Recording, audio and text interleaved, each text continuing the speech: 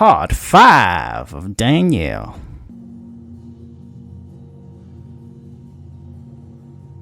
I'm Claire Sinclair, Alejandro's dear cousin. I was just leveled by what happened to my cousin. When she looked over and saw Alejandro's body, she made weepy noises. Walter nearly rose an eyebrow in curiosity because she was such an awful actor. What would possess her to fake her name and come here in the first place? He couldn't call her on her bullshit because he was a fraud himself. He could only conclude that she had to be in on it somehow, and the only way to see it unfold was to let it. "Do you need a moment?" said Bradley. Walter didn't know Bradley for more than a few minutes, and he could tell he was kissing her ass. "Yes, could you give me a few moments?" she said. Bradley didn't even flinch before letting her have her way. Walter kept a fake solemn face, but unlike hers, his was convincing. Danielle smiled as the two left the room. She checked to see if the coast was clear before getting close to Alejandro. She turned him over to look at his back, and it had started. His spine writhed under his skin like a centipede. Alejandro's lifeless husk sat up independent of her intervention. Danielle slammed his eyeless form back onto the slab. The bang made her wince. The dead man's spine began to jut out tiny needle-like bones that wriggled like legs. His neck stretched like elastic, and his muscles began to pull themselves away from his body. Danielle began to transform. Her hands melted into her skin, and her bone ripped itself out. Her vision began to dim, and her eyes began to lose their definition, draining into a milky white. Danielle slammed her claw into Alejandro's brain. The jagged bone clicked on the metal slab when she busted through. She waited there a few heartbeats, feeling the abomination's unnatural animation cease. When she looked to her right, there was the balding man in the suit. "It was you," Walter said to Danielle, who slowly pulled her singular bone from the back of Alejandro's head after shaking it a few times to release it. Walter leveled his gun at Danielle. She showed concern, but not so much as one should show in a situation such as this.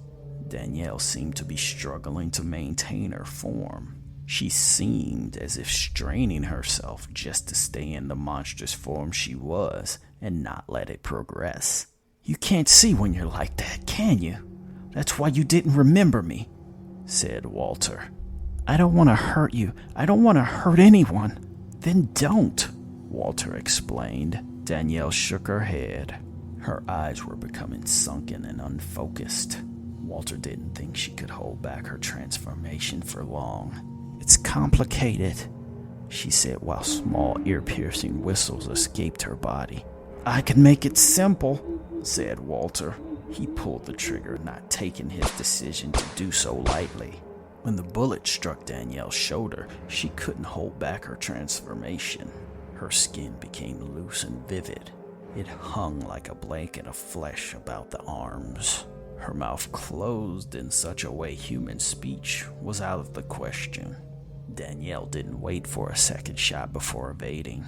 In blinks of an eye, she rode behind slabs as swift and graceful as a deer. Walter ran around the slabs. He didn't miss the irony of the situation. He chased her around the table this time. There were 2 doors out of the morgue. Danielle bolted for the one on the farthest corner. Walter popped off shots. The sound made deliberate, tiny sounds on metal. The gun itself made a muted pop that was muffled by the silencer. Walter held his fire after missing a few shots. He hadn't fired a gun in years, and he wasn't all that great when he did. Walter didn't have many bullets in his gun, and he didn't have any more clips. He bought the gun after he worked with a crew that tended to double-cross people and make sure they didn't make it to the end of the heist. He never thought he'd need more than what was in the clip, so he never planned for an extended gun battle. Danielle's misshapen legs bent with every step. Her speed came from tiny little hops that took in air. She fluttered like a bird in its death throes with every jump. Walter squeezed off 2 more rounds that hit their mark and sent droplets of blood spilling to the ground. Danielle took to the stairs, but Walter held his fire. By his count, he had 2, maybe 3 bullets left, and he couldn't tell how badly hurt the creature was, even though he hit it. He dashed up the stairs, and when he did, the beast was there in its full glory. One of Danielle's tentacled eyes wrapped around Bradley's neck. The other hovered over his eyes, poised to strike. She drew a little blood from his neck when she pushed her singular spear-like claw into his throat. Walter knew he couldn't guarantee this man's life if he took a shot. He wasn't good enough, but on the other hand, if he killed her, that was it. He wouldn't have to deal with it ever again. Danielle bled rather liberally. It oozed down her multicolored skin. She began to shrink. Her skin became mocha and smooth, and her body reformed into her tightly packed, flawless form. But her eyes were hollow and stayed hollow black slits. She closed her eyes. "Let me go or he dies. Why do you think I care about him?" "You stopped shooting." Walter didn't have an answer for that. "Give me your lab coat," she said to Bradley. The mortician fumbled a bit, but did as she said. She casually put it on, leaving one hand on Bradley so he wouldn't make a dive or run for it. "You can let me go. I don't want to be what I am. I won't kill anymore. She stammered. She couldn't collect her thoughts because they were everywhere. She was pleading, crying, and threatening all at the same time. "Don't look for me or..." She didn't finish her sentence because she didn't actually know what she was truly willing to do. All she knew was at that moment in time, she meant it. She didn't want this. She didn't want to kill. "If you follow me, I'll kill him. And I don't care if it's in front of this entire building," she said. Walter lowered his gun. Even if he could hit her, what if he fired a few more times and he was empty? The click of an empty gun may well have been a dinner bell. "Come on," said Danielle, walking with Bradley up the stairs.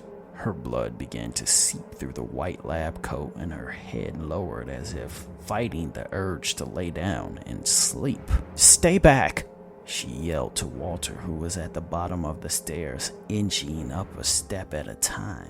Walter decided he was not prepared for this, and he risked Bradley's life regardless of what he did. The moment he heard the door slam, he ran up the stairs. He ran to the entrance of the lab, and he saw Bradley just standing there shaking like he was in the dead of winter. "Where'd she go?" he asked the mortician. "I put her in a cab," he said. "And that was it?" "Yeah, that was it." "How did she seem?" Walter questioned. Bradley shrugged. "I don't know. She needed me. I don't think she could see. She was bleeding pretty bad. I don't think she'll make it," he added. Walter lowered his head. Whether she died or didn't, he couldn't know. Maybe this was the end of it.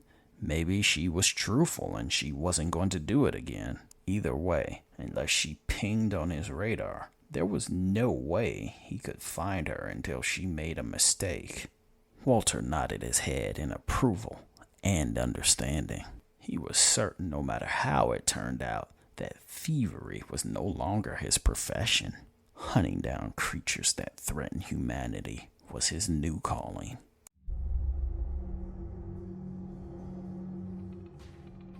What a stirring tale of murder and mayhem.